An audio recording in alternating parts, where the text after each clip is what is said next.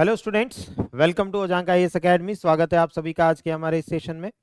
आज के इस सेशन में हम बात करने वाले हैं इंडिया की मैपिंग के बारे में। जो बच्चे मैपिंग से जुड़े हुए बहुत सारे डाउट्स लेकर घूमते हैं, जो बच्चे मैपिंग को लेकर के बहुत कंफ्यूज हुए घूमते हैं, सर मैपिंग एक रटने जैसा सब्जेक्ट है, बहुत सारे बच्चों के दिमाग में यही सेट होता है, मैपिंग एक रटने वाला सब्जेक्ट है। मैपिंग एक बहुत ही साइंटिफिक सब्जेक्ट है, बहुत ही वैज्ञानिक सब्जेक्ट है, जहाँ सब कुछ पिक्चर देख करके, फोटो देख करके आपको समझ में आने लगता है। बहुत सारी कहानी जो है वो फोटो देख करके आपको समझ में आने लगती है।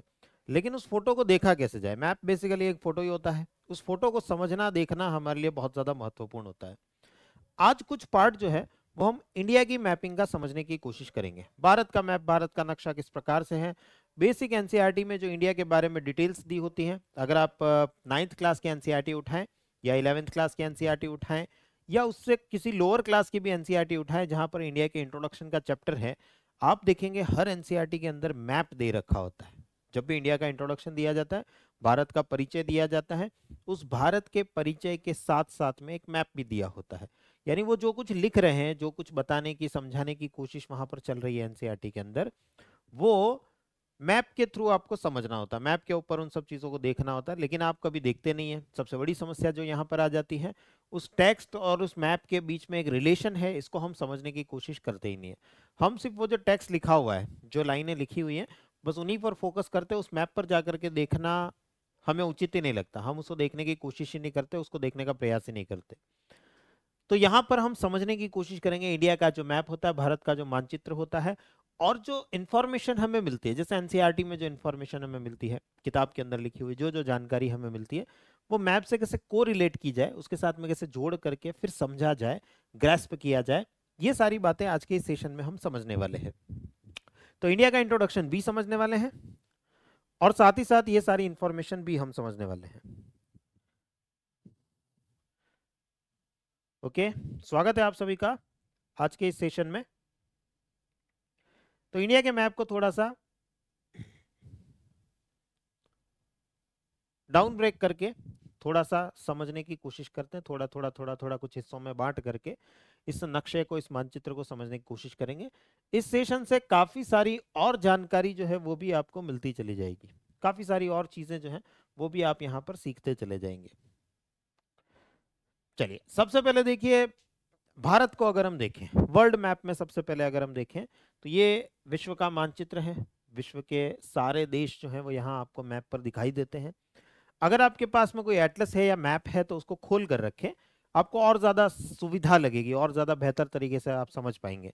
और अगर नहीं है तो यहाँ पर देखते हुए चलें और इन चीज़ों को समझते हुए चलें। अगर हम, क्योंकि अभी हम फिलहाल भारत के बारे में बात करने जा रहे हैं, भारत की लोकेशन देखी जाए तो भारत आता है यहाँ पर। वर्ल्ड मैप में अगर आप देखेंगे भारत की लोकेशन इस जगह पर देखने को मिलेगी। अगर हम देखें तो एक इक्वेटर नाम की व्यवस्था होती है, भूमध्य रेखा, इक्वेटर जिसे हम कहते हैं, जो भूमि के मध्य से गुजरती है या अर्थ को दो इक्वल पार्ट्स में डिवाइड करती है, दो बराबर भागों में बांटती है, इसलिए इसका नाम होता है भूमध्य, यानी भूमि के मध्य से गुजरने वाली, या इंग्लिश में इक्वेटर, दो इक्वल पार्ट्स में डिवाइड करने वाली, अर्थ को दो इक्वल पार्ट्स में डिवाइड करती है। इसका जो ऊपर वाला हिस्सा होता है ये कहलाता नदर्न हेमिस्फीयर, उत्तरी गोलार्ध। इसका जो नीचे वाला हिस्सा होता है वो कहलाता सदर्न हेमिस्फीयर, दक्षिणी गोलार्ध। मैप का एक ट्रेडिशनल कन्वेंशन होता है, परंपरा होती है, हम हमेशा इस डायरेक्शन को नॉर्थ लेकर के चलते हैं। तो डेफिनेटली इसके सामने साउथ होगा, दक्षिण होगा, इसके इस तरफ जो है वो ईस्ट होगा, पूर्व होगा, और इस तरफ वेस्ट होगा, पश्चिम होगा। तो यहां पर भी इक्वेटर के नॉर्थ में जितना भी पार्ट है ये कहलाता नदर्न हेमिस्फीयर, उत्तरी गोलार्ध, आधा गोला। बेसिकली अपन मैप में ऐसे देखते हैं, लेकिन अगर हम पृथ्वी को देखें तो पृथ्वी तो एक ग्लोब की तरह होती है, इस प्रकार की होती है, और इक्वेटर ये रही बीच में जो लाइन आपको दिख रही है, ये अर्थ को दो इक्वल पार्ट्स में डिवाइड कर रही है, या इस भूमि के बीच से गुजर रही है, इसलिए इसे भूमध्य रेखा या इक्वेटर कहते हैं। तो ये वाला जो आधा गोला पूरा दिख रहा है ये है उत्तरी गोलार्ध, गोलार्ध, अर्ध गोला, आधा गोला, हेमिस्फीयर। स्फीयर को दो हिस्सों में बराबर टुकड़ों में बांट दिया जाए तो हेमिस्फीयर कहलाता है।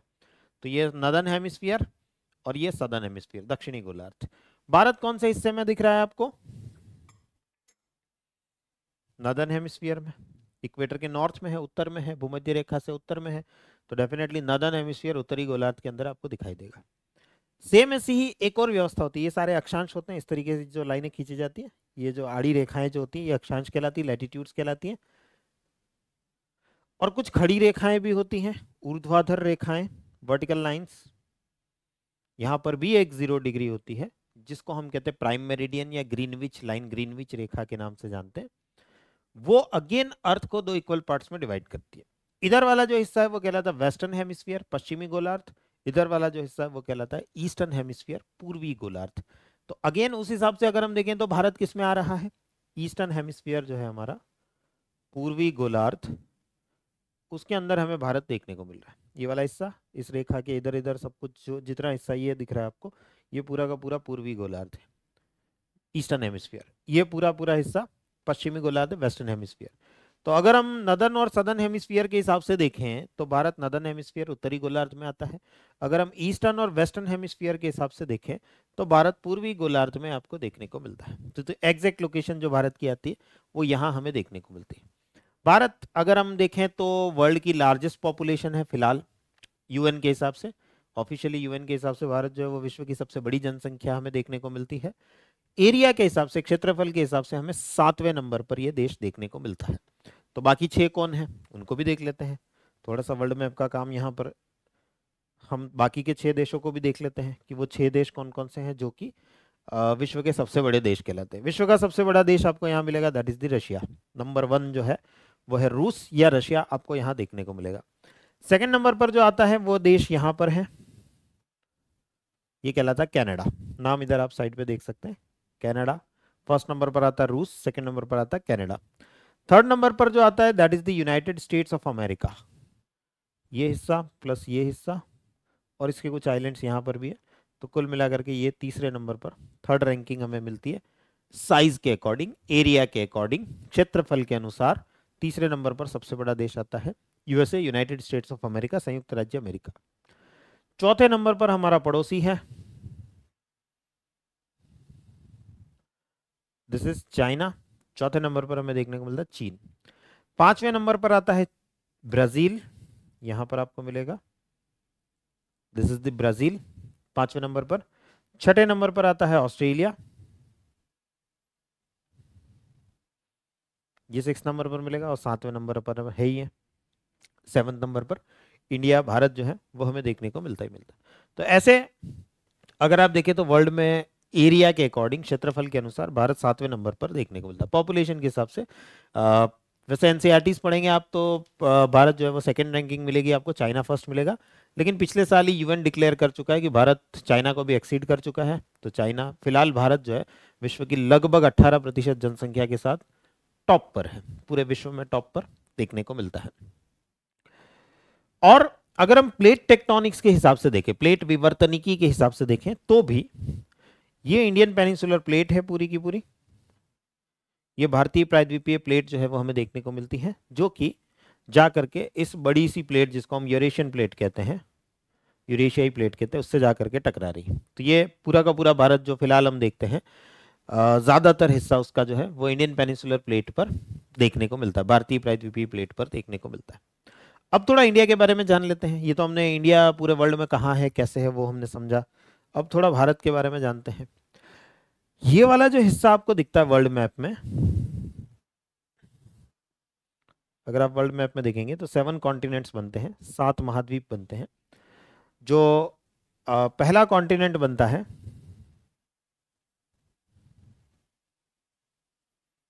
दिस इज एशिया, एशिया के नाम से हम इसको जानते हैं। फिर ये वाला जो है वो यूरोप है, फिर ये वाला जो है वो अफ्रीका है, ये एशिया यहाँ तक फैला हुआ है।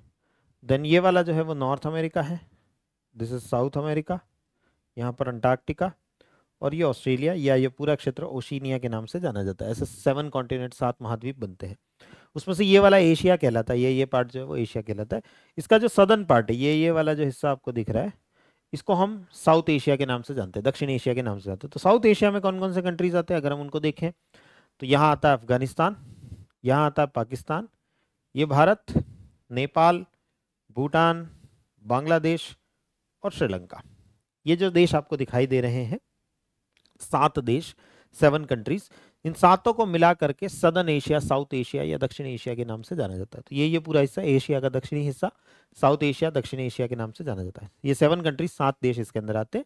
इस ग्रुप को सार्क कंट्रीज के नाम से भी जाना जाता है, दक्षेश के नाम से हिंदी में जाना जाता है। अब देखते हैं भारत के बारे में। ये तो हमने भारत की ओवरऑल लोकेशन देखी, फिर एशिया में कौन सी लोकेशन आती है, वर्ल्ड मैप में कौन सी लोकेशन आती है, वो सारा पार्ट हमने समझा। अब देखते हैं मुख्य रूप से भारत के बारे में। भारत को अगर आप देखेंगे, ये मेनलैंड इंडिया आपको दिखाई देता है, मुख्य भारत जो है वो यहाँ दिखाई देता है। यहाँ से ले करके ये अगर हम लैटिट्यूड वाइज बात करें तो ये 8 डिग्री 4 मिनट्स नॉर्थ है, 8 डिग्री 4 मिनट उत्तर,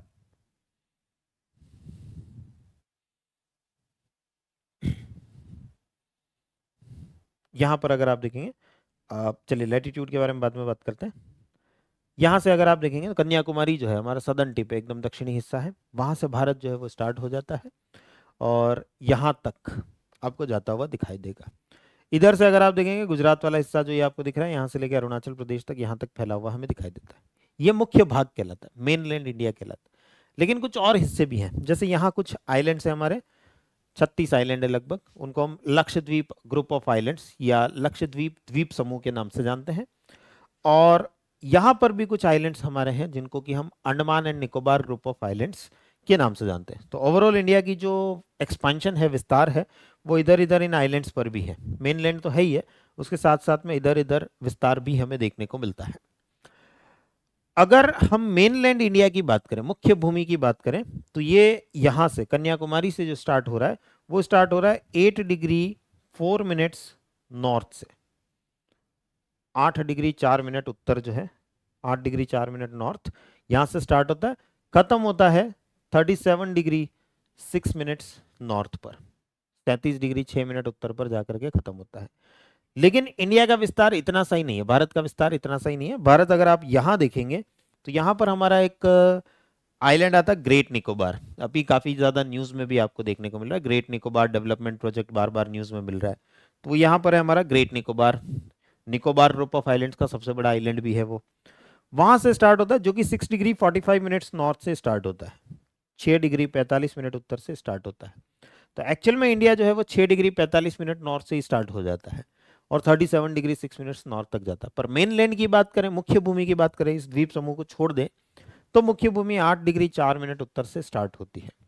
अब ये सब चीजें जब जो एनसीईआरटी में लिखी हुई है वो मैप पर देखने पर ज्यादा क्लैरिटी से समझ आती है, बच्चा इनको रटता दिखाई देता है जनरली।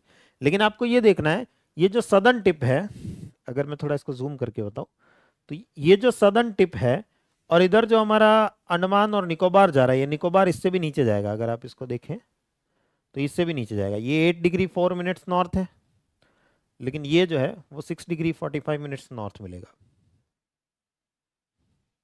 उससे भी नीचे जाएगा। तो मेन अगर हम भारत का टोटल विस्तार देखें तो वो यहाँ से स्टार्ट हो जाता है। ये हमारा सदर्न मोस्ट पॉइंट है, दक्षिणी बिंदु है, दक्षिणतम बिंदु है, जिसे हम इंदिरा पॉइंट के नाम से जानते हैं। जनरली इंदिरा पॉइंट जो है वो कहा जाता है, पहले पिग्मेलियन पॉइंट नाम था, बाद में फिर इंदिरा गांधी ने यहाँ पर विजिट किया तो उनके नाम पर इंदिरा पॉइंट इसका नाम कर दिया गया। तो ये यहाँ से दूर है, यहाँ से डिफरेंस आ जाता है थोड़ा सा। लेकिन जो मेनलैंड इंडिया है, मुख्य भूमि, ये हमारा मेनलैंड इंडिया है। ये वाला हिस्सा जो है वो कन्याकुमारी सदर्न मोस्ट पॉइंट है, दक्षिणतम बिंदु है, जो कि 8 डिग्री 4 मिनट उत्तर पर मिल जाता है। तो ऐसे डिफरेंस जो है वो आ जाता है। हमसे क्वेश्चन, जब आपसे प्रीलिम्स में क्वेश्चन पूछा जा रहा है, हमसे क्वेश्चन पूछा गया भारत का मेनलैंड का एक्सपेंशन कितना है, मुख्य भूमि का विस्तार कितना है, तो हम बात 8 डिग्री 4 मिनट से लेकर 37 डिग्री तक की बात करेंगे। हमें मेनलैंड जैसा कोई वर्ड यूज नहीं किया है, मुख्य भूमि जैसा कोई शब्द यूज नहीं किया है। हमें पूछा भारत का विस्तार कितना है, तो फिर हम 6 डिग्री 45 मिनट से लेकर के 37 डिग्री 6 मिनट तक की पूरी बात करेंगे। तो ऑप्शंस जो होंगे उस हिसाब से हम चूज करेंगे। ये बहुत ध्यान रखने की चीजें होती है, बहुत बारीक चीजें होती है, और जब ये मैप पर देखी जाती है तो बहुत अच्छे से समझ आती है। बच्चा जनरली इनको रट रहा होता है और रटने में बहुत कंफ्यूजन हो जाता है, पता नहीं कौन सा क्या लिखा था सर, कौन सा क्या लिखा था। लेकिन जब मैप पे देखते हैं तो बहुत अच्छे से कहानी क्लियर हो जाती है। इसीलिए आपको कहा जाता है मैप के साथ में पढ़ो, ये सब चीजें जो आपको पढ़नी होती हैं ये मैप के साथ में पढ़ती होती है। और एनसीईआरटी में अगर आप देखेंगे कोई सी भी क्लास का चैप्टर उठाओ, 6ठी क्लास का भी उठाओ, 9वीं क्लास का भी उठाओ, 11वीं क्लास का भी उठाओ, कोई सा भी उठाओ, जो कुछ लिखा हुआ साइड पे एनसीईआरटी वालों ने बेचारों ने मैप लगाया है। वो एक अलग बात है, हम उस मैप को तवज्जो देते नहीं है, हमारे लिए उस मैप का कोई इंपॉर्टेंस होता नहीं, हम देखते ही नहीं है। ये पता नहीं एनसीईआरटी वालों के लिए पेज में जगह खाली बच रही होगी इसलिए उन्होंने यहाँ पे जबरदस्ती घुसा दिया, बच्चा इस मानसिकता से उसको देखता है।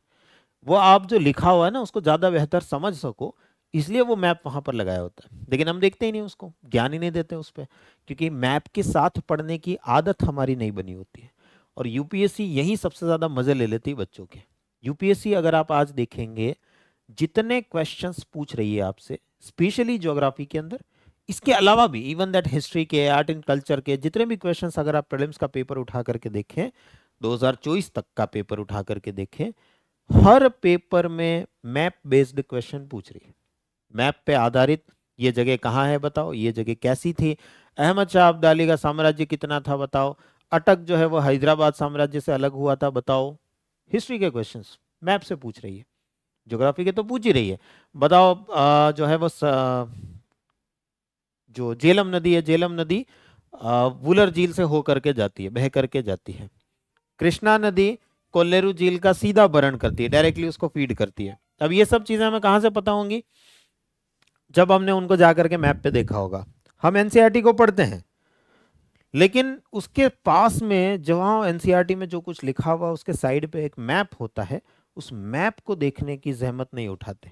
थोड़ी सी मेहनत वहां पर कर ली जाए, 2 मिनट की नजर अगर उस मैप पर डाल दी जाए, बहुत कहानी आसान हो जाती है, बहुत कहानी सिंपल हो जाती है। पर हम उस कहानी को सिंपल बनाने की बजाय उसको और ज्यादा टफ बनाते रहते हैं, और ज्यादा मुश्किल बनाते रहते हैं, उस पर ध्यान देते ही नहीं है, और कहानी हमारे लिए मुश्किल होती जाती है। और यूपीएससी जब क्वेश्चन पूछती है, एकदम मैप पर देख करके क्वेश्चन पूछती है, हमसे हो नहीं पाता है।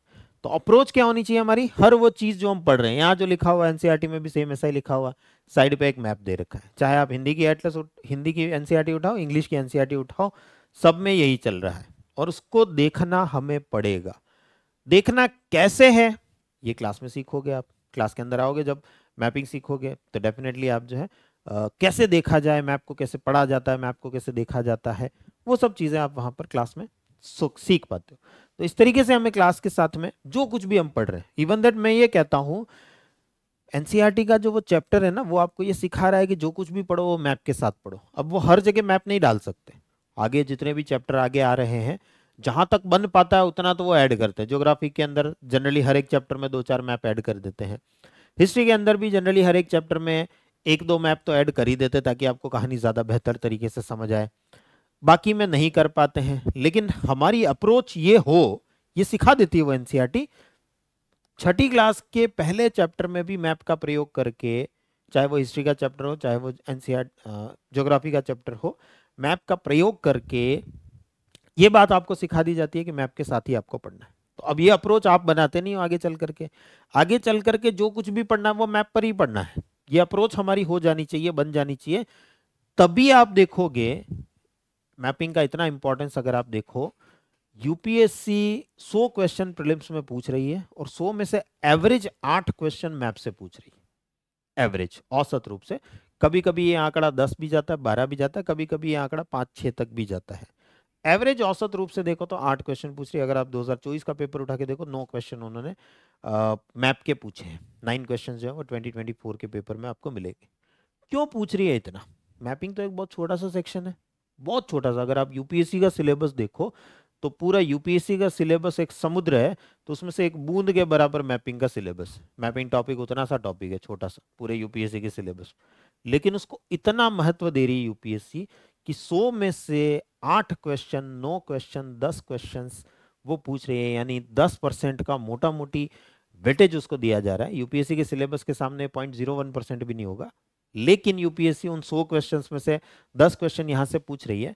तो सोचो क्यों पूछ रही होगी, कोई तो कारण रहा होगा ना। यूपीएससी ऐसे, सर इस बार वेटेज बढ़ा दिया होगा मैपिंग का, इसलिए ऐसा कर दिया होगा। कई बच्चे ऐसा तर्क देते हुए मुझे दिखाई देते हैं। आप पिछले 10 सालों के पेपर उठा के देख लो, मैपिंग के इतने ही क्वेश्चंस मिलेंगे आपको। 2015 से लेके 2024 तक, या 2014 से लेके 2024 तक सारे क्वेश्चंस उठा के देख लो, सारे पेपर्स उठा के देख लो प्रीलिम्स के, आपको एवरेज 8 क्वेश्चन मिलेंगे ही मिलेंगे। 7-8 क्वेश्चन एवरेज मिलेंगे, कभी 5 मिलेंगे तो कभी 12-13 भी मिलेंगे, एवरेज 7-8 के आसपास आएगा। इतना इंपॉर्टेंस क्यों, कारण चीजें बहुत अच्छे से समझ आती है, और जो इस अप्रोच से पढ़ के आया हो वही यूपीएससी को चाहिए। यूपीएससी आप जानते हैं प्रीलिम्स एक बीड़ छांटने का एग्जाम है, स्क्रीनिंग टेस्ट बोलते हैं हम इसको, बीड़ छांटने का एग्जाम है। बहुत ज्यादा बच्चों ने अप्लाई कर दिया है, तो अब इसमें से जो जो बच्चे काम के नहीं है उनको हटाओ, और जो जो काम के हैं उनको मेंस में लेकर के आओ, इसलिए प्रीलिम्स का एग्जाम करवाया जा रहा है। तो जो जो काम के नहीं है कैसे पता लगाएं कि नहीं है? जिसने मैपिंग नहीं पढ़ी वो काम का नहीं। सिंपल सा, अगर आप यूपीएससी का पैटर्न देखें, क्वेश्चन पूछने का तरीका देखें, तो 8 क्वेश्चन आउट ऑफ 100 क्वेश्चन अगर पूछे जा रहे हैं ऐसे सेक्शन से जो बहुत छोटा है। मान लीजिए आप देखेंगे पूरी ज्योग्राफी से 8 क्वेश्चन पूछे जा रहे हैं, पूरी पॉलिटी से 8 क्वेश्चन पूछे जा रहे हैं, तो समझ आता है कि सर वेटेज है उसका, बहुत बड़ा वेटेज। हालांकि ज्यादा आते हैं, पॉलिटी ज्योग्राफी सबसे क्वेश्चन ज्यादा आते हैं, पर सर वेटेज है उसका तो ठीक है, उसमें इतना लंबा चौड़ा सिलेबस भी है। मैपिंग एक छोटा सा सेक्शन है, जैसा मैंने आपको बताया पूरे समुद्र में से एक बूंद निकाल लो, उतना सा सेक्शन है मैपिंग यूपीएससी के सिलेबस के सामने। लेकिन उसको इतना एडवांटेज देना, इतना ऊपर रखना, इतने क्वेश्चंस पूछना, कारण चाहती है यूपीएससी की वो जो एनसीईआरटी ने छठी क्लास के पहले चैप्टर में जो आपको अप्रोच सिखाई, जो पढ़ो वो मैप से पढ़ो, हिस्ट्री पढ़ो मैप से पढ़ो, ज्योग्राफी पढ़ो मैप से पढ़ो, वो अप्रोच आपके अंदर है कि नहीं? अगर वो है तो आप मेंस में जाने लायक हो, नहीं है यहीं हट जाओ। इसी स्क्रीनिंग टेस्ट में, इसी भीड़ छांटने के एग्जाम में भीड़ के रूप में तुम भी छट जाओ, तुम काम के नहीं हो, हमारे काम के नहीं हो। यूपीएससी का तो यही मानना है, अगर तुम्हें मैपिंग नहीं आती, तुम मैप के साथ पढ़ना नहीं सीखे हो, मैप के साथ जानना नहीं सीखे हो, तुम हमारे काम के तो नहीं हो, एक सिविल सर्वेंट नहीं बन सकते हो, एक सिविल सेवक नहीं बन सकते हो। ये साफ साफ यूपीएससी यहाँ पर दिखाती है। इसलिए वो जो कुछ भी लिखती है, जो कुछ भी मेंशन करती है वो सब मैप के साथ करती है। चाहे हिंदी की एनसीईआरटी उठाओ, कहानी यही चलेगी, इंग्लिश की एनसीईआरटी उठाओ, कहानी यही चलेगी। राइट, बात समझ आ रही है?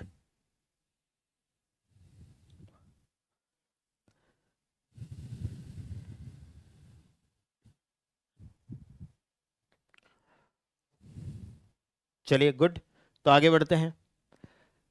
लैटिट्यूड्स हमने देखे, अक्षांश हमने देखे, अब थोड़ा सा लॉन्जिट्यूड्स, देशांतरों की बात कर लेते हैं। तो भारत यहाँ से स्टार्ट होता है, गुजरात का जो गौर माता गुहार भूमि वाला जो क्षेत्र है वहां से भारत स्टार्ट होता है। ये जो लॉन्जिट्यूड्स आते हैं that is the 68 degree 7 minutes east, 68 degree 7 minutes east, 68 degree 7 minute पूर्व।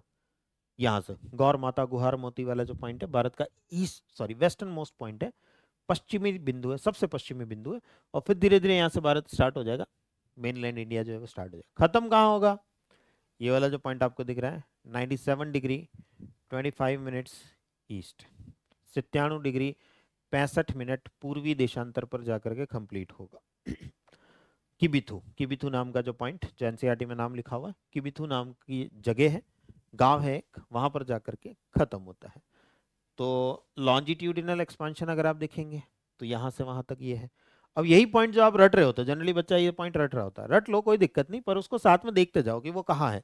68 डिग्री 7 मिनट्स ईस्ट यहाँ है, तो 97 डिग्री 25 मिनट्स ईस्ट वहाँ है, 8 डिग्री 4 मिनट्स ईस्ट यहाँ है, तो 6 डिग्री 45 मिनट्स नॉर्थ जो है वो यहाँ है, 8 डिग्री 4 मिनट्स नॉर्थ यहाँ है, और 37 डिग्री 6 मिनट्स नॉर्थ जो है वो यहाँ है। ऐसे हमें सारे पॉइंट्स को देख करके, मैप पर देख करके फिर आगे बढ़ना है। रट लिया आपने, कोई बात नहीं, पर मैप पर देखते हुए चलो। मैप पर नहीं देखोगे कहानी अधूरी ही रहेगी। मैं गारंटीड कहता हूँ, हर बच्चे को कहता हूँ, आपने चाहे हिस्ट्री पढ़ लिया हो, आपने चाहे ज्योग्राफी पढ़ लिया हो, आपने चाहे इकोनॉमी पढ़ लिया हो, आपने चाहे आईआर पढ़ लिया हो, अगर आपने उसको बिना मैप के पढ़ा है, आपकी पढ़ाई अधूरी ही है। यूपीएससी के लिए तो अधूरी ही है। आपने ठीक है कॉलेज के एग्जाम में सर हमने पढ़ लिया था, स्कूल के एग्जाम में हमने पढ़ लिया था, बिना मैप के ही पढ़ लिया था, हम तो पास हो गए थे सर, यहाँ नहीं हो गए, यूपीएससी में नहीं हो गए। यूपीएससी में जब आप ये सब चीजें मैप के साथ में पढ़ोगे, मैप के साथ में देख करके काम करोगे, तभी आप पास होगे, तभी आपका प्रीलिम्स क्लियर होगा। प्रीलिम्स में देख लो 100 में से 10 क्वेश्चन या 8 क्वेश्चन यहीं से आने वाले, 8 में से 4 भी आप कर पाते हो, 5 भी आप, जनरली जिस टाइप के क्वेश्चन आते हैं 8 में से 5 से 6 आसानी से हो जाते हैं, आसानी से। बच्चे 8 में से 8 भी करते हैं, जो बच्चे मेरे साथ मैपिंग करते हैं। इस साल 9 क्वेश्चन आए, 9 में से 8 क्वेश्चन करके आए सारे बच्चे। कह रहे सर, कोई कह रहा मैंने 7 कर लिया, कोई कह रहा मैंने 8 कर लिया, 9 में से 7-8 क्वेश्चन आराम से हो पा रहे हैं बच्चों के।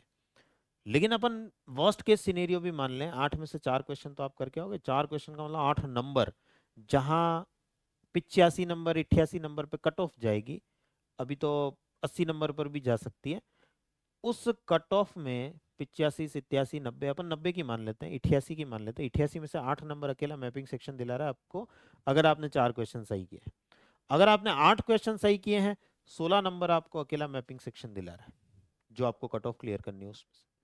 तो बहुत बड़ा एडवांटेज हमें दिला जाता है प्रीलिम्स के अंदर। जो बच्चे मुझसे पूछते हैं सर प्रीलिम्स कैसे क्लियर करें, मैपिंग आपको क्लियर करवाएगा। डेफिनेटली अकेला नहीं करवाएगा, और भी सब्जेक्ट्स कराएंगे, लेकिन मैपिंग को छोड़ के जाना प्रीलिम्स में सबसे बड़ी गलती लगती है मुझे। तो इतना सा चावल के दाने जितना सा सिलेबस है, और उससे अगर इतने क्वेश्चंस आने वाले हैं, 8%, 8 से 10% का वेटेज इसका होने वाला है, तो ऐसे सेक्शन को छोड़ के जाना तो फिर अपने पैर पे कुल्हाड़ी मारने वाली बात है फिर।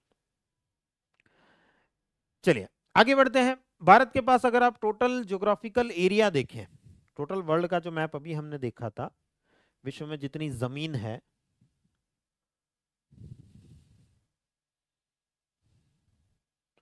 विश्व में जितना, ये पूरा जो मैप आपको दिखता है, इस मैप का या इस क्षेत्रफल का सिर्फ 2.4% एरिया जो है वो इंडिया के पास में, 2.4% क्षेत्रफल भारत के पास में, पूरे वर्ल्ड का, पूरे विश्व का अगर आप देखें तो सिर्फ इतना सा एरिया हमारे पास में। तो ये बात समझ आनी चाहिए। बच्चा रट रहा होता 2.4%, 2.4%, किसका 2.4%, कौन सा 2.4%, मेरा 2.4% कि आपका 2.4%, वो नहीं पता होता। तो ये पूरा जो टोटल एरिया है, ये पूरा जो क्षेत्र है, इसका 2.4% क्षेत्रफल यहां पर है, जिसको कि हम इंडिया के रूप में जानते हैं, भारत के रूप में जानते हैं। ये हमारा टोटल एरिया देखने को मिलता है, जो कि 32,87,263 वर्ग किलोमीटर के रूप में निकल करके आता है। लंबाई की बात करें, मुख्य भूमि मेन लैंड की लेंथ अगर आप देखें यहां से लेके यहां तक, ये पूरी पूरी लंबाई जो आपको देखने को मिलती है, ये आती है 3214 किलोमीटर। ये पूरी पूरी यहाँ से यहाँ तक जो आ रही है 3214 किलोमीटर। और यहाँ गौर माता से लेके किबितू तक, ये जो टोटल चौड़ाई आपको दिख रही है, टोटल विड्थ जो आपको दिख रही है, वो आ रही है 2933 किलोमीटर। वो इंफॉर्मेशन, हर वो डेटा, हर वो फैक्ट जो आप वहां पढ़ रहे हो मैप के अंदर, सॉरी एनसीईआरटी के अंदर, वो यहाँ मैप पे देखा जाना बहुत जरूरी है। डेटा याद होता जाता है आपको, ऑटोमेटिक याद होता जाता है। जब आप रिवाइज करोगे ना, वो सब पढ़ना ही नहीं पड़ेगा। ये सब अगर आपने नोट्स जब बनाए हैं, हाथ में एक इंडिया का मैप बनाया और ये सारी इंफॉर्मेशन मैप के अंदर एंटर करते गए हो, आपको सिर्फ मैप देखना पड़ेगा, उसको पढ़ना ही नहीं पड़ेगा। सिर्फ नक्शा देखोगे, ये जैसे दिखेगा आपको याद आएगा ये लंबाई यहाँ से यहाँ तक की है। जैसे ही ये लंबाई दिखेगी आपको पता चलेगा, याद आ जाएगा कि ये लंबाई यहाँ से यहाँ तक की। रिवीजन इतना फास्ट होगा जिसकी कोई हद ही नहीं है। ये पेज पूरा पढ़ने में आपको हो सकता है 10 सेकंड लगे। ये एनसीईआरटी का पूरा पेज पढ़ने में, उसको अच्छे से, मतलब एक एक एक एक फैक्ट जो है वो याद करते हुए अगर आप पढ़ो तो 1 मिनट लग सकता है, 2 मिनट भी लग सकते हैं। कई बार नए नए जो बच्चे आते हैं उनको 5 मिनट 10 मिनट भी लग सकते हैं। पर अगर आप इसी इंफॉर्मेशन को यहाँ मैप पे देख लो, 10 सेकंड के अंदर सारी इंफॉर्मेशन रिवाइज हो जाएगी। जिस चीज को आप 1 से 2 मिनट दे रहे हो, वो 1 से 2 मिनट की इंफॉर्मेशन यहाँ 10 सेकंड के अंदर, और भी कम समय में 5 सेकंड के अंदर भी रिवाइज हो सकती है। इतने कम समय में यहाँ पर रिवीजन हो जाता है। ये मैपिंग का एक और एडवांटेज है, बहुत बड़ा एडवांटेज ये है। वो 8 क्वेश्चन प्रीलिम्स में जो आ रहे हैं ना, वो इतना बड़ा एडवांटेज नहीं है जितना बड़ा एडवांटेज ये है। क्योंकि जिस दिन प्रीलिम्स देना होता है, उससे पहले के जो दिन होते हैं उस समय पर रिवीजन ही नहीं हो रहा होता, खत्म ही नहीं हो रहा, सर सिलेबस इतना बड़ा है।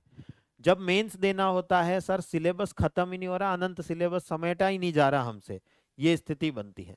लेकिन अगर नोट्स में हमने ये तरीका अपना लिया, मैप के साथ में सारी इंफॉर्मेशन ऐड करने का तरीका हमने अपना लिया, हमारा काम बहुत सिंपल हो जाता है। नोट्स बनाते समय टाइम लग सकता है, वो भी कुछ समय, जब आप 8 10 15 मैप बनाते हो तब आपको लगता है अरे सर ये मैप के साथ ये इन्फॉर्मेशन कैसे ऐड करी जाए, कैसे लिखा जाए, क्योंकि बचपन से हम नहीं लिख रहे, पिछले 18 20 22 साल से हम ये तरीका नहीं अपना रहे। अब एकदम से आपने नया तरीका बता दिया, तो स्टार्टिंग के 10-20 मैप में आपको ये दिक्कत आ सकती है। 20 मैप के बाद ये बनाने में भी समय नहीं लगता है, वो इन्फॉर्मेशन नोट डाउन करने में भी आपको समय नहीं लगता है, लेकिन रिवीजन इतना क्विक होता है जिसकी कोई हद नहीं। हाँ, जनरली आपका 80 से 90% टाइम बचता है। जहां 10 मिनट लग रहे थे वो काम 2 मिनट में होगा, 1 मिनट में होगा। 80 से 90% टाइम आपका बचता है रिवीजन के समय पर। प्रीलिम्स के पहले जब रिवीजन करेंगे, मेंस के पहले जब रिवीजन करेंगे, और जब हम प्रीलिम्स में आंसर देंगे तो मैप पे देखी हुई चीज हमें बहुत जबरदस्त याद रहेगी, जबरदस्त तरीके से दिमाग में क्लिक हो जाएगा। मैप में मैंने इस कोने पे ये लिखा हुआ देखा था, वो यहाँ के बारे में इंफॉर्मेशन थी, मैंने उस कोने में ये देखा था, वो वहाँ के बारे में इंफॉर्मेशन थी, झट से याद आता है। और वो झट से याद आता है तो हमारा आंसर जो है वो एकदम सही निकलता है, कोई प्रॉब्लम आती नहीं। यहाँ जो लिखा हुआ याद करते हो, रटते हो, भूल जाते हो, सर ये जो 3214 याद किया था ये वाला था कि ये वाला था, और कंफ्यूज हो जाते हो वहां पर। लेकिन जब आपने मैप पर ये कर रखा है और देख रखा है तो आपको एकदम से क्लिक हो जाता है, अच्छा इसके बारे में बात हो रही है या उसके बारे में बात हो रही है। बहुत आसानी से काम क्लियर हो जाता है, ज्यादा प्रॉब्लम आती ही नहीं, ज्यादा समस्या यहाँ पर आती ही नहीं। राइट, बात समझ आ रही है?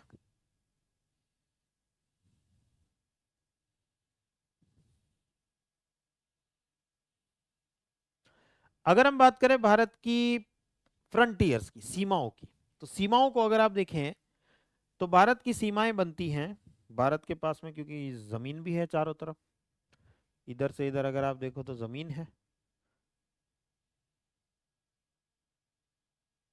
यहाँ से यहाँ तक अगर आप देखो तो जमीन है। ये जो सीमा बनती है लैंड फ्रंटियर, स्थलीय सीमा, ये बनती है 15,200 किलोमीटर की,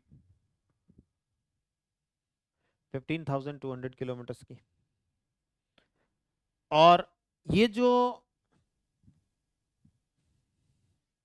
मैरीटाइम बॉर्डर आप देख रहे हो, स्थलीय सीमा, सॉरी जलीय सीमा जो आप देख रहे हो, ये वाली जो मेनलैंड की दिख रही है आपको, प्लस यहाँ पर जो छोटे छोटे 36 द्वीप हैं उनकी, और यहाँ पर लगभग 600 के आसपास आइलैंड से 572 द्वीप हमें दिखते हैं, उन सब की टोटल मिला करके आती है 7,516 किलोमीटर।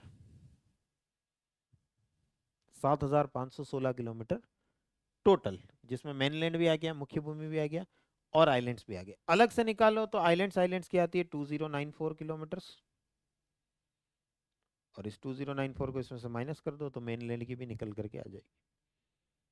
तो सीमाएं, सीमाओं की, फ्रंटियर्स की अगर हम बात करें तो 15,200 किलोमीटर की तो मेनलैंड की बनती है, मुख्य भूमि की बनती है, जो अलग अलग देशों के साथ अलग अलग है, अपन आगे बात करेंगे उनके बारे में, पाकिस्तान के साथ कितनी, चाइना के साथ कितनी, अपने जितने भी पड़ोसी देश हैं उन सब के साथ बात करेंगे, अभी हमने पड़ोसी देशों के बारे में भी बात नहीं करी है।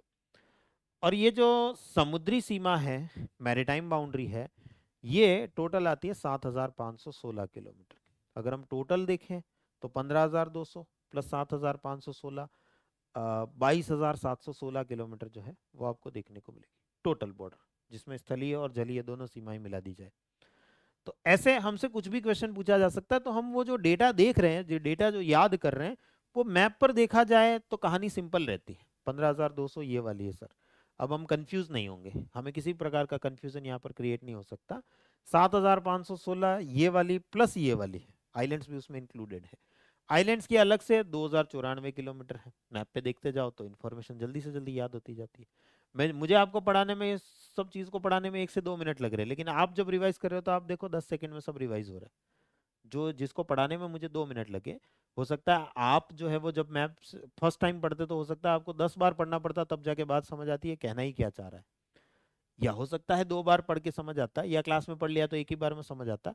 लेकिन उसको पढ़ने में जो समय आपको लग रहा है, रिवीजन करने में कुछ भी समय नहीं लग रहा है, और कंफ्यूजन नहीं है। सबसे बड़ी बात यह है, आपको डेटा याद रखने में किसी तरह का कंफ्यूजन नहीं होगा, ये डेटा उस चीज का है कि इस चीज का, ये कंफ्यूजन यहाँ खत्म हो जाता है। मैप पे जब आप इस डेटा को लिख करके फिर याद करते हैं, याद हो जाता है ऑटोमेटिक, करना ही नहीं पड़ता हो। तो मैप अगर आपने हाथ से बनाया और डेटा अपने हाथ से लिखा, या मैप आपने हाथ से नहीं भी बनाया तब भी डेटा अगर आपने हाथ से लिखा, अपने हाथ से लिख करके याद किया, ये वाला 7,516 है, ये वाला 2,094 है, ये वाला 15,200 है, ऑटोमेटिक याद हो जाता है। कल एक बार देखना है, परसों एक बार देखना है, फिर तो परमानेंट ही याद हो जाना है। तो रिवीजन करने में आपका समय क्या हो जाता है, बहुत ज्यादा बच जाता है। और आप देखेंगे इस टाइप के क्वेश्चंस आपको प्रीलिम्स में दिखाई देंगे। अगर आप 2021 का प्रीलिम्स का क्वेश्चन देखें, भारत का सबसे पूर्वी और पश्चिमी राज्य कौन सा है, सिंपल क्वेश्चन, वो which is the eastern most and western most state of India. Western most देखो ये गुजरात, ईस्टर्न मोस्ट देखो ये अरुणाचल प्रदेश। इतना सिंपल क्वेश्चन भी यूपीएससी ने पूछा है, और ये कोई बहुत पुराना नहीं, 3 साल पुराना क्वेश्चन मैं आपको दिखा रहा हूँ। ऐसा नहीं है कि सर 40 साल पहले पूछा था अब नहीं पूछती यूपीएससी, ऐसा भी नहीं है, पूछती है, अभी भी पूछती है यूपीएससी। ऐसे जो बेसिक, जो ये फर्स्ट चैप्टर से 6 क्लास का जो चैप्टर आपका है ना, इंडिया का इंट्रोडक्शन वाला, वहां से भी यूपीएससी क्वेश्चन पूछती है, और बहुत सिंपल पूछती है, और बच्चा कंफ्यूज होता फिरता है, घूमता फिरता है, कंफ्यूजन के मारे घूमता फिरता है, सर वो गुजराती है कि कोई और है। अरे मैप को देखा होता तो कंफ्यूजन ही नहीं होता ऐसा आपको। अरुणाचल प्रदेश ही है कि कोई और है, मैप को देखा होता तो कंफ्यूजन ही नहीं होता। ये देखो इतना इतना पूरा अरुणाचल प्रदेश है, इतना इतना पूरा। तो सबसे ईस्ट में जो जा रहा है वो अरुणाचल प्रदेश ही आ रहा है, बाकी कोई स्टेट यहाँ पर इतना ईस्ट में है ही नहीं, इतना पूर्व में है ही नहीं। मैप को देखते ही कहानी समझ आती है। लेकिन हम देखते नहीं है, सबसे बड़ी दिक्कत ये हो जाती है कि उसको मैप पे जा करके देखते नहीं है।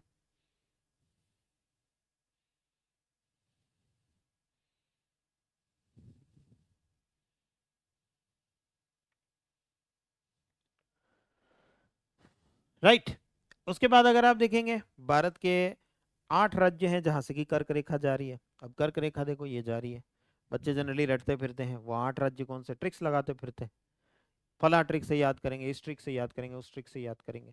अरे ट्रिक फेल हो जाएगी, यूपीएससी ने थोड़ा सा घुमा के पूछ लिया। जैसे यूपीएससी ने पूछ लिया कौन कौन से राज्य हैं, कौन कौन से स्टेट से जिनके सदर्न पार्ट से होकर ट्रॉपिक ऑफ कैंसर जाती है, कर्क रेखा उनके दक्षिणी हिस्से से होकर जाती है। अब आपकी ट्रिक तो फेल हो गई, आपने तो सिर्फ ये 8 स्टेट्स रटे थे शॉर्ट शॉर्ट फॉर्म नेमोनिक्स बना करके, ये ट्रिक्स करके, और ये रटे थे, मैप पे जाके देखा ही नहीं उसको। और अब आप यहाँ पे सोच रहे हो कि अब यूपीएससी ने तो ऐसा क्वेश्चन पूछ लिया है, अब कौन कौन से राज्य है जिनके सदर्न पार्ट से होकर के ये लाइन जा रही है, अपने को हवा ही नहीं लग रही है। जबकि आपको साफ दिख रहा है यहाँ पर राजस्थान राज्य है जिससे कि होकर के, जिसके सदर्न पार्ट से होकर के, दक्षिणी हिस्से से होकर के ये लाइन जा रही है। गुजरात के नदन हिस्से से जा रही है, मध्य प्रदेश के लगभग बीच से जा रही है, छत्तीसगढ़ के नॉर्थ से जा रही है, झारखंड के लगभग बीच से जा रही है, वेस्ट बंगाल के लगभग बीच से जा रही है, त्रिपुरा के लगभग बीच से जा रही है, और मिजोरम के भी लगभग बीच से जा रही है। तो दक्षिणी हिस्से से तो सिर्फ और सिर्फ एक ही राज्य से जा रही है जो कि राजस्थान है। अब थोड़ा घुमा करके पूछा, हमारी हवा टाइट हो गई वहां पर, हमें समझ नहीं आ रहा क्या करना है, कैसे करना है। जो ट्रिक याद करी थी वो ट्रिक तो फेल हो गई, यहाँ पर काम ही नहीं कर रही है। तो ऐसे ट्रिक्स के भरोसे काम नहीं करना है, यूपीएससी में तो कम से कम नहीं करना। कोई और एग्जाम दे रहे हो तो चल जाएगा काम, लेकिन यूपीएससी तो कभी भी कुछ भी कैसे भी घुमा फिरा करके पूछ लेगी। हम ट्रिक्स लगाते फिरते हैं, इस राज्य का ये है, इस राज्य के पड़ोसी राज्य ये है, ये है, ये है, ये है।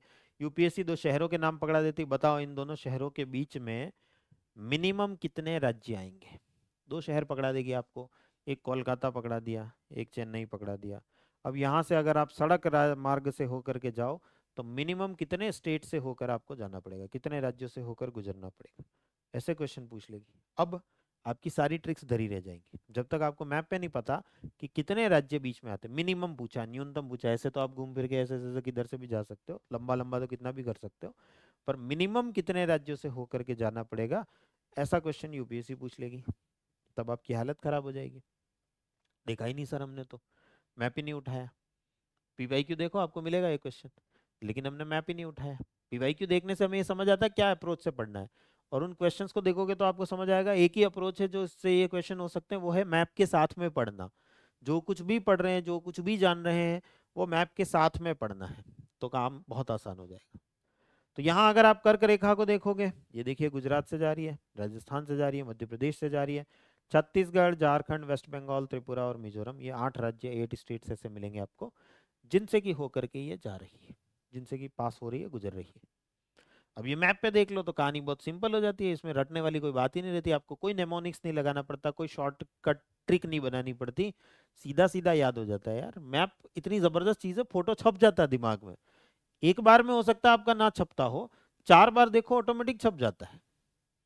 4 बार अगर आप इस मैप को देखो ऑटोमेटिक याद हो जाएगा, गुजरात, राजस्थान, मध्य प्रदेश, और आगे आगे कैसे कैसे जा रही है, किधर किधर से जा रही है, क्या कोई राज्य आता है, यूपी आता है कि नहीं आता, बिहार आता है कि नहीं आता है, सारे कंफ्यूजन क्लियर हो जाते हैं। सारे के सारे पार्ट जो है दिमाग में एकदम से क्लैरिटी के साथ में आप उसको याद कर लेते हैं, कंफ्यूजन का नामो निशान नहीं बचता,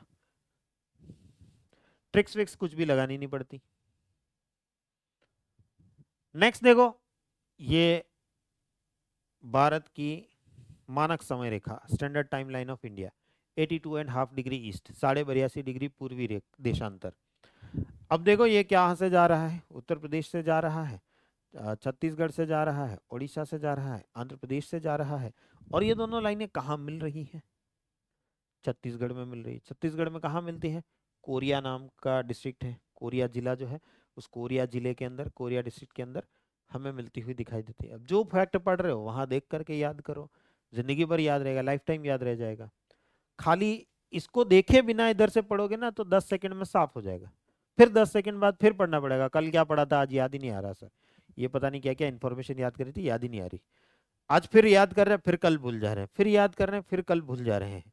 हिस्ट्री ज्योग्राफी बेवफा, सुबह को पढ़ी शाम को सफा, वो वाला मामला चलता रहता है। लेकिन वो वाला सुबह पढ़ो और शाम को सफा हो जाए, वो वाला मामला होगा ही नहीं अगर आप मैप के साथ पढ़ोगे, मैप को यूज करोगे, मैप का उपयोग करोगे। इसीलिए आपको छठी क्लास की पहली चैप्टर में ही मैप डाल दिया गया था। एनसीईआरटी अब इससे ज्यादा क्या करे। छठी क्लास में जब आप फर्स्ट टाइम पढ़ना स्टार्ट करते हो ये सारे सब्जेक्ट्स, तभी आपके दिमाग में मैप रहे, इस अप्रोच के साथ में वो डाल दिया गया था। हम तब तो समझ नहीं पाते, तब तो बहुत छोटे थे। आज इतने बड़े हो गए फिर भी हम ये बात नहीं समझ पा रहे कि वहां पर उस मैप को क्यों डाला गया था। हमारे लिए आज भी वो मैप कचरे के बराबर होता है। ज्यादातर बच्चे जो एनसीईआरटी पढ़ते हैं, कोई भी किताब पढ़ते हैं, उसमें मैप होता है, वो मैप उनके लिए कचरे के समान होता है। देखते भी नहीं, एक नजर डाल करके नहीं देखते। उनको ये लगता पता नहीं क्यों फालतू का पेज भर दिया है। लेकिन वो पेज इसीलिए भरा आपके लिए कि आपको वो सारी इंफॉर्मेशन जो वहां दी जा रही है वो यहाँ पर देख करके अच्छे से याद हो सके। और हम ये अप्रोच को अपनाते ही नहीं। और फिर हम रोते रहते, सर मैपिंग नहीं आती, सर मैपिंग नहीं आती, पता नहीं मैपिंग में कैसे क्वेश्चन आ जाते हैं सर, कहाँ से पूछ लेते हैं सर, क्या क्या पूछ लेते हैं सर, कुछ पता ही नहीं चलता, कुछ भी पूछ लेती यूपीएससी, आउट ऑफ सिलेबस आ जाता है सर।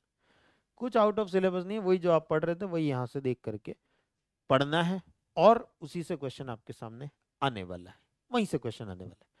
हम हिमालय की पीक्स पढ़ते हैं, पीक्स पूछ लेंगे, नंदा देवी पूछ लेंगे, ये नंदा देवी, अब मैप पे जाके देखते तो पता रहता नंदा देवी कहाँ पर है, देखा ही नहीं जाके तो पता ही नहीं नंदा देवी कहाँ पर है। तो ऐसे मैप के साथ में हमें सारी चीजें पढ़नी होती, सारी चीजें जाननी होती। अगर हम ये अप्रोच नहीं अपना रहे हैं, बहुत बड़ी गड़बड़ कर रहे हैं, बहुत बड़ी गड़बड़ हो रही है हमसे। और फिर हम सिर्फ यही कहते रह जाएंगे यूपीएससी हमारे बस का नहीं था, या फिर यूपीएससी हमारे साथ में भेदभाव करती है। वो उन्हीं बच्चों को लेती है जो इंटेलिजेंट होते हैं, हमें नहीं लेती। आप भी बनते हैं इंटेलिजेंट, ये तरीके हैं इंटेलिजेंट बनने के। इसमें कोई पक्षपात नहीं हो रहा, किसी भी प्रकार का पक्षपात नहीं हो रहा, कोई भी जो है यहाँ पर डिस्क्रिमिनेशन जैसा, भेदभाव जैसी स्थिति नहीं बन रही। अप्रोच अप्रोच की बात है। आप ये अप्रोच नहीं अपना रहे जो एनसीईआरटी आपको सिखाना चाहती है, जो यूपीएससी आपसे जानना चाहती है। 100 में से 8 क्वेश्चन 10 क्वेश्चन पूछ के वो यही चाहती है कि वो भीड़ हट जाए जो इस प्रकार की अप्रोच नहीं अपनाती। क्योंकि इस प्रकार की अप्रोच के बिना व्यक्ति परिस्थितियों को, स्थितियों को नहीं समझ सकता। फला जिले में फला प्रॉब्लम आ रही है, हमें अभी तक ये नहीं, फला जिले में बाढ़ आ रही है, आपको कहा जा रहा है जैसलमेर में बाढ़ आ रही है। आप सोच रहे हो जैसलमेर में बाढ़ आ सकती है क्या? अच्छा आती होगी, पता नहीं, जैसलमेर गंगा नदी के किनारे होता होगा तो वहां पर आ जाती होगी। हालांकि अभी बाढ़ की स्थितियां हैं जैसलमेर में, बारिश जो है वो जबरदस्त है।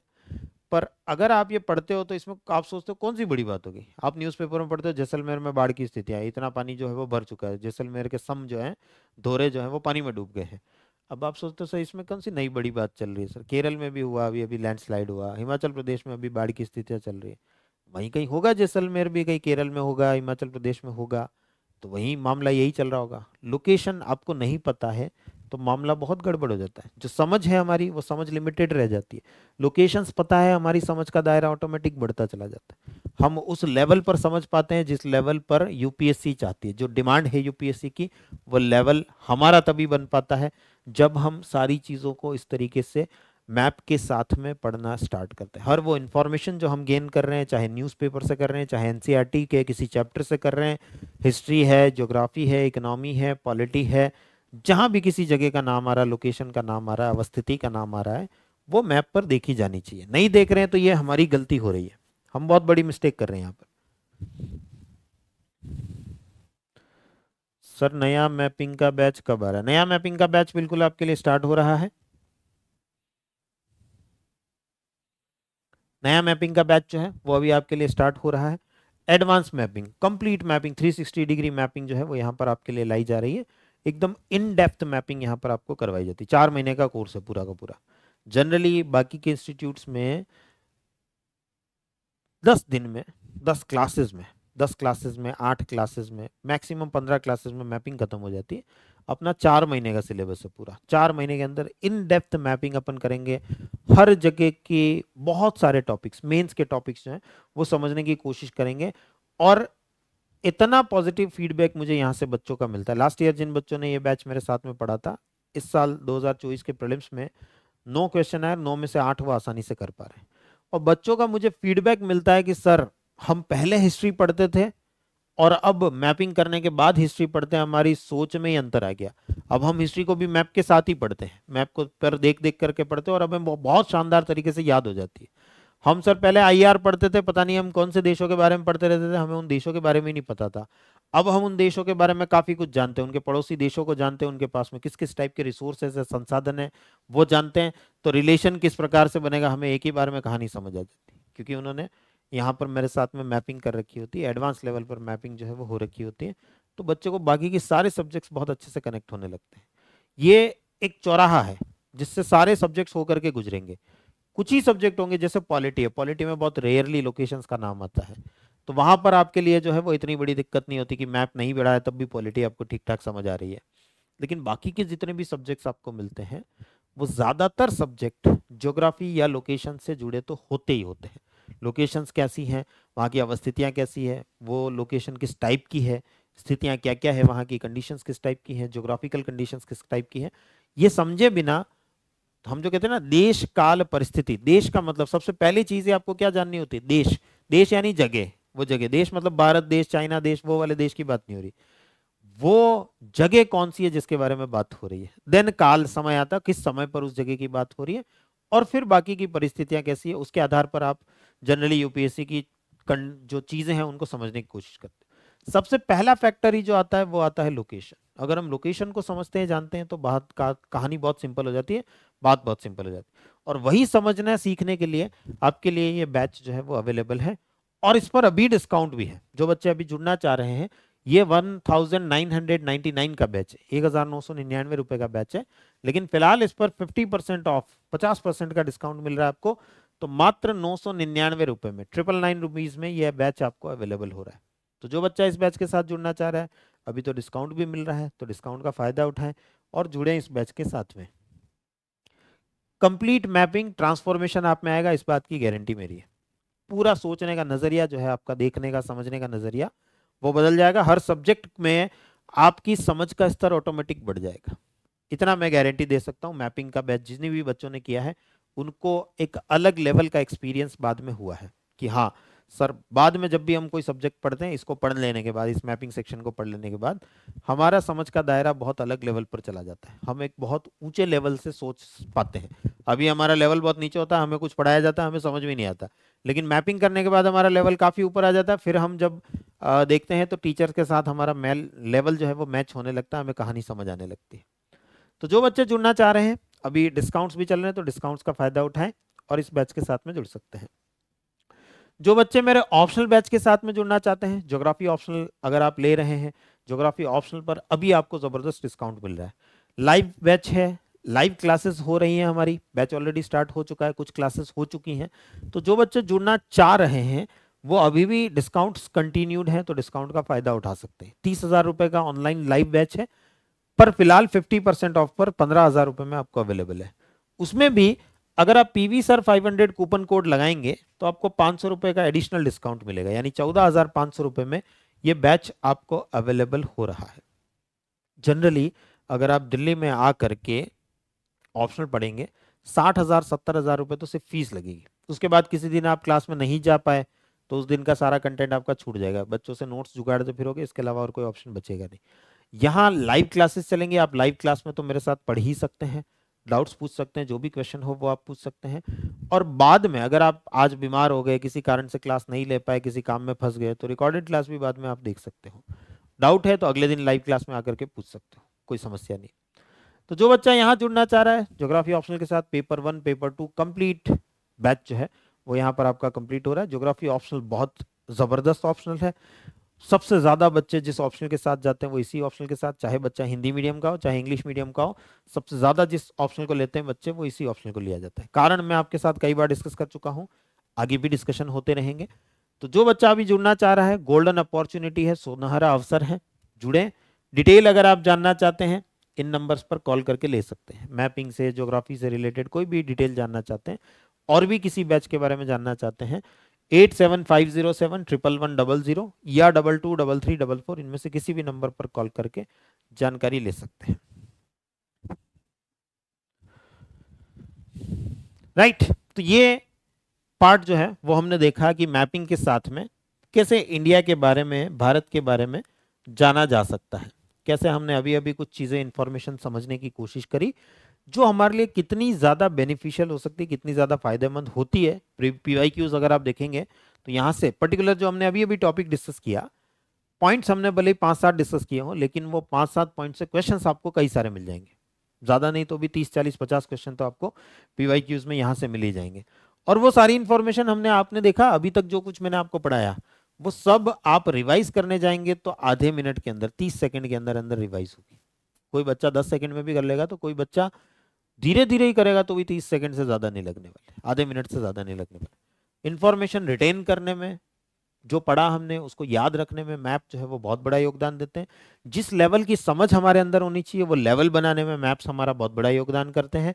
और बाकी जितने सब्जेक्ट्स हैं उन सबको समझने में भी मैप्स हमारे लिए बहुत बड़े कंट्रीब्यूटर सिद्ध होते हैं, बहुत बड़े सहायक जो हैं वो सिद्ध होते हैं। बहुत मेहनत हमारी बचाते हैं, नोट्स बनाने में बहुत सारी मेहनत हमारी बचाते हैं। बहुत सारे एडवांटेज, मैपिंग सेक्शन एक ऐसा सेक्शन है जिसके अपने आप में बहुत ज़्यादा एडवांटेज है। एक होता है ना रामबाण उपाय, एक ही औषधि जो बहुत सारे काम कर दे। एक तीर से 100 निशाने लगते हैं इसमें। अगर आपने ये तीर पे अच्छे से कमांड कर ली तो बाकी के 100 निशाने आपको ऑटोमेटिक लगेंगे, बाकी के 100 सब्जेक्ट 100 टॉपिक्स आपको ऐसे ही समझ आने लगे। चलिए, तो अब सेशन को यहीं एंड करते हैं, मिलते हैं नेक्स्ट सेशन के अंदर। और नेक्स्ट सेशन के अंदर इससे आगे की कहानी जो है उसको समझने की कोशिश हम करेंगे। थैंक यू बच्चों, थैंक यू एवरीवन, मिलते हैं नेक्स्ट सेशन में।